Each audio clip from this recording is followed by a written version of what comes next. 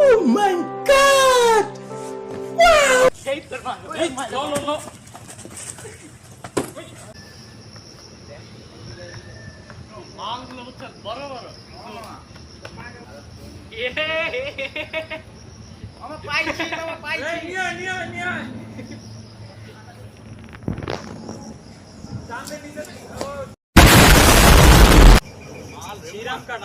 মিষ্টি হবে একের মিষ্টি বুঝছা